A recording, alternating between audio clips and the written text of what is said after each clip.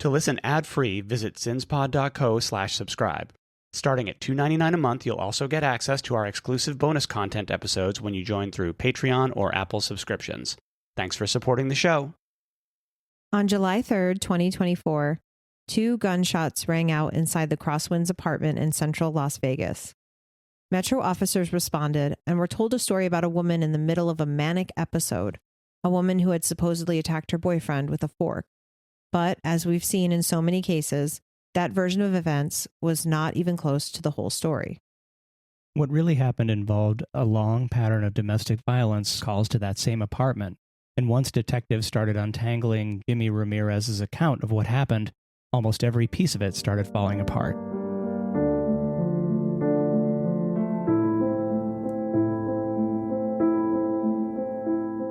Hi, and welcome to Sins and Survivors, a Las Vegas true crime podcast where we focus on cases that deal with domestic violence as well as missing persons and unsolved cases. I'm your host, Sean. And I'm your co-host, John. Before we get to this week's main case, we have another missing person story from the Las Vegas Metro Cold Case Database. William Sky Pilgrim has been missing for more than 5 years, since March 12, 2020. I don't know if you remember, this was right before the COVID lockdown, but that day it poured rain in Las Vegas, enough to set a new record for rainfall. The previous record on March 12th was 0.24 inches, which was set back in 1973. But rainfall total for March 12, 2020 reached 0.77 inches, shattering that previous record. And all of that rain fell in only 4 hours, which caused massive flash flooding in the valley. Underneath the surface of Las Vegas, there is a network of storm drain tunnels. It's absolutely massive. It's 600 miles of tunnels and storm drains.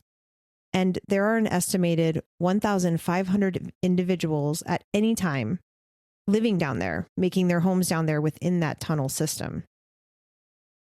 Underground, it's shady and it's cooler and it protects people from the extreme heat and the sun. And as you all know, this is a desert and we don't get a lot of rain here. But when we do, those storm drains flood and people get swept away in the water. Sometimes people have enough notice to get out of the tunnels to safety, but on March 12, 2020, the water rose too quickly. One resident said it sounded like a freight train. Intersections were flooded, cars were stranded, and at least 5 people were swept away in that rushing water. That evening, William Sky Pilgrim was in the tunnels near Flamingo and University Center Drive with his partner of 20 years, Wendy Cox. Wendy said that they decided to quickly tie their arms together so they wouldn't get separated when the water carried them off. When the wall of water hit them, the current carried them out to the wash on Flamingo Road near the Cambridge Community Center. Wendy felt the rope get caught and snap. She grabbed onto some wire fencing that makes up the retaining wall around the wash, and she was able to pull herself out. But Sky was gone, and he has not yet been found. The police searched the area that night and the next day with no sign of Sky. I took a look at some of the storm drain maps, and I estimate that Wendy was carried about a half a mile, maybe 3/4 of a mile in that rushing water. 2 of their friends are confirmed to have died in the flood. Larry Walker, age 26, was found dead the next day. And Jeremy Hogg, he was 40 years old. He was found deceased on March 20th, 2020. Wendy told the Las Vegas Review-Journal that the flood plays over and over in her mind. She said that previous times it had rained, the flooding wasn't that bad in the tunnels. So she and Sky tried to wait out the March 12th storm, which of course is a decision she deeply regrets. She's made missing person flyers for Sky, and she's walked the edges of the wash searching for him or any piece of his clothing or his jewelry. But that was back at the height of the pandemic and during lockdown. At that time, public officials were overwhelmed. The community was staying indoors and avoiding each other. And it was hard even then to feel that the search wasn't hopeless. In even the best of circumstances, unhoused people get overlooked and ignored. So during the international crisis of the pandemic, no additional resources were directed toward finding Sky. William Sky Pilgrim disappeared when he was 44 years old, Today he would be 49. He's described as a black man, 5 feet 8 inches tall, 210 pounds. He is bald. His ears are pierced, and he has a tattoo of the phrase, "We the people," on his arm. When the storm hit, he was wearing a black jacket, a gray Nike shirt, black Echo jogging pants, earrings, and 3 silver rings on his fingers. If you have any information about Sky, please call Metro at 702-828-2907. And the short link to his profile on NamUs is going to be at cinspod.co/William Pilgrim. Our main case today concerns Megan Ruiz. Megan was born March 25th, 1992, right here in Las Vegas, Nevada. Her parents are named Shauna and Richard Goodney. She had 3 children, the youngest being only a year old at the time she died. And she had 2 siblings named Christopher Goodney and Kirsten Andrea. And her grandparents are Nancy and James Franklin. She grew up here in Las Vegas, and she graduated from basic high school in 2010. After that, she got a degree in cosmetology, and she was pursuing her passion in that field. Her favorite movie was The Nightmare Before Christmas, and she loved everything that Tim Burton ever made. She was incredibly kind to all her friends and made lasting impressions with so many people. She enjoyed many forms of artistic expression, including drawing, writing poetry, and engaging in terrible puns. Megan met Jimmy Ramirez on a dating app, and they moved in shortly thereafter, and they had been together for about 7 to 8 years. They lived at the Crosswinds Apartments at 4355 South Jones Boulevard, apartment 29, just south of West Flamingo Road. It's not the best area in the world, and it's one of those places that advertises a $99 move-in. I looked into the apartment complex a little bit, and if you look at the reviews, it's pretty clear that the people there are not super happy with the way it's maintained, and they say things like, the maintenance people never come. People are very critical of the apartment as a whole. Do people complain about safety? They do, actually. Yeah. One of the things people often complain about is their cars and apartments being broken into. That's a big problem. People move there Because it's affordable. but it's not a safe place to live.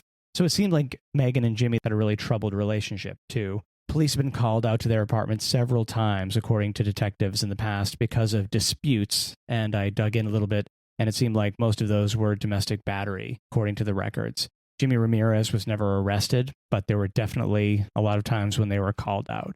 And that reminds me about what we're going to mention at the end about how these cases seem to be treated as just a family matter, kind of the way they were 30 or 40 years ago, but that's still happening. It's only after something horrific happens that the authorities start to take these things seriously. So you said Jimmy was never arrested. Was Megan ever arrested for anything No. involving the two of them? No. So no arrests at all. Nope, none that I could find. Okay. The only information I found about Jimmy's background was the fact that he was married previously. He was married for about 9 years previously. I found his divorce decree and child custody case, and also a child support case. The other thing that I will mention, but I don't have any proof of, this was just in the record, it was alleged that Megan told Jimmy at some point that she had some form of mental illness. We can't really verify that. We don't know if she actually did have a mental illness, what it was, or if she told him that, or if that's just something he said as a part of his conversation with the police. It started with Ramirez calling 911 at about 4:30 p.m. He told Metro that he had shot his girlfriend Megan twice. Police responded and detained Ramirez. Megan had been shot twice in the upstairs landing of her home. She was transported to the University Medical Center and was unfortunately pronounced dead about an hour later. They also discovered that Megan's 1-year-old was in a playpen downstairs. Initially, Ramirez told police that he shot his girlfriend because she attacked him with a fork. By the time he got to the actual interview, his story had changed quite a bit. Ramirez told police that he got home around 3:30 p.m. from Albertsons, where he worked in the meat department, and that Megan had wanted to be intimate with him, and that he told her no and went upstairs to take a shower. He is claiming that when he told her that, she got enraged and started yelling about their relationship and started following him upstairs. He claims that she broke their baby gate and picked up one of the sharp pieces of the baby gate and was banging it against the wall and stabbing it into the wall and being violent with it. He claimed that he ran into the bedroom, grabbed his gun, a .357 Magnum, told her to stop twice, and when she kept coming at him, he shot her twice. She was coming at him with the baby gate. First he said it was a fork. Now he's saying it was a baby gate. Right. Like a broken piece. In the official interview, he said that there was a broken piece of baby gate. It was a wooden baby gate. So it was like a sharp, broken off. Like a stick. Yeah, like a sharp stick.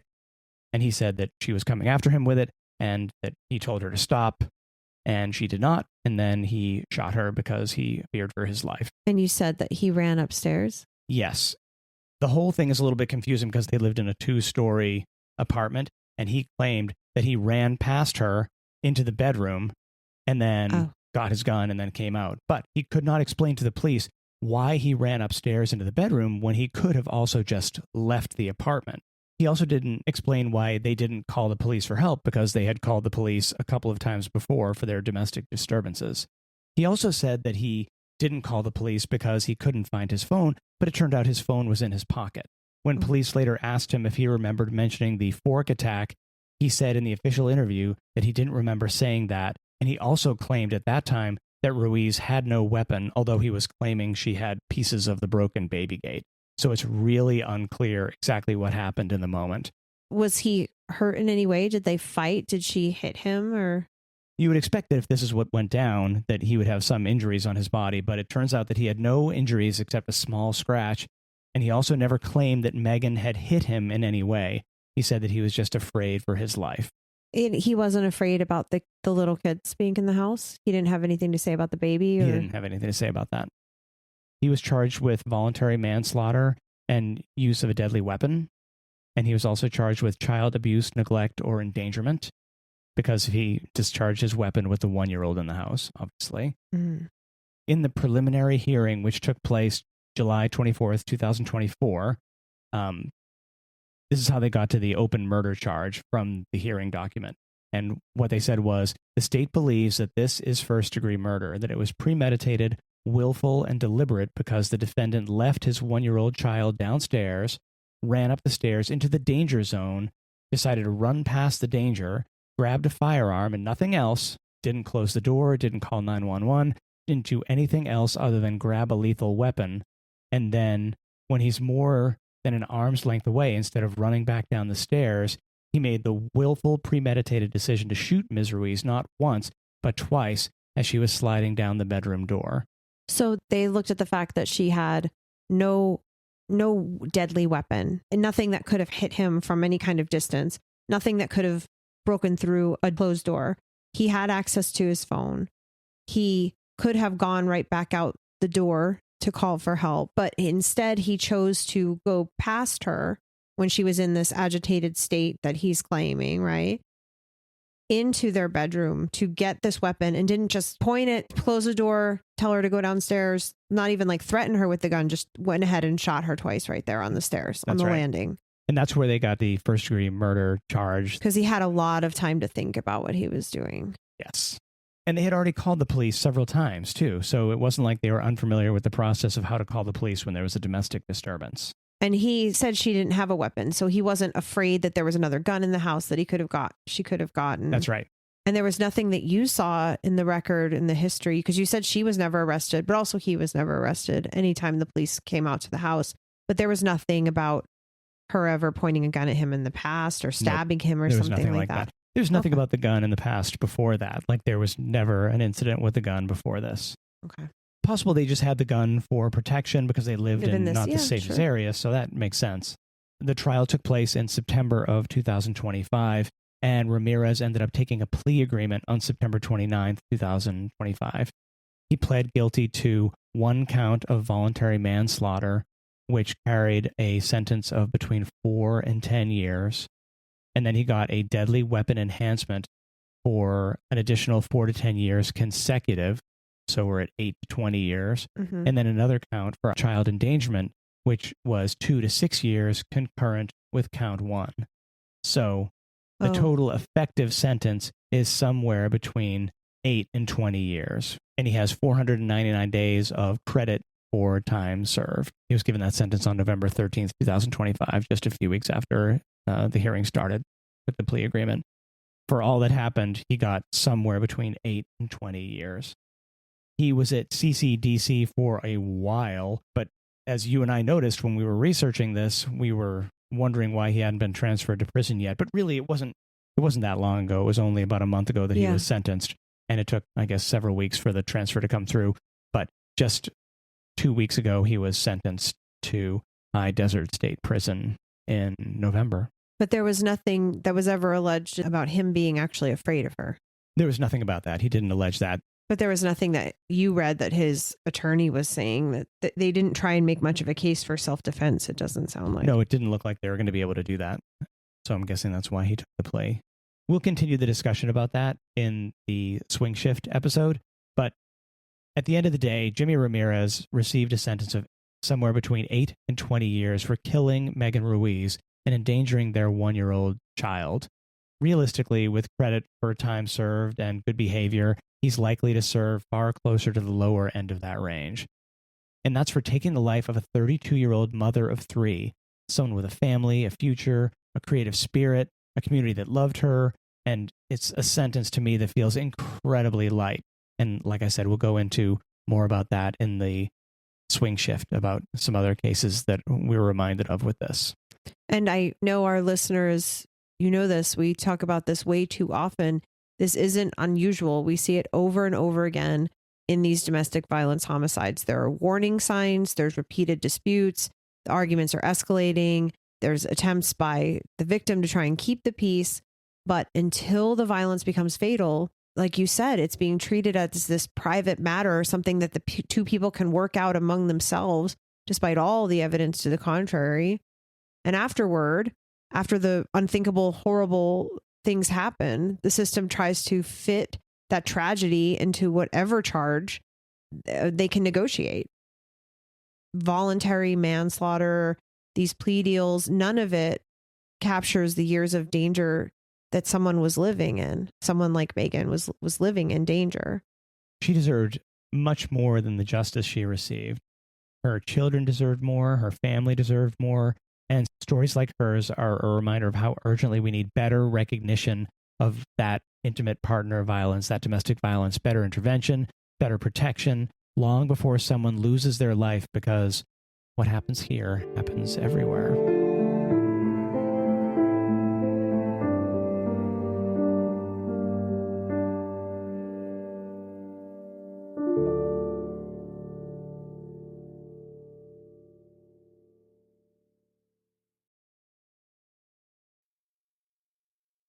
Thanks for listening.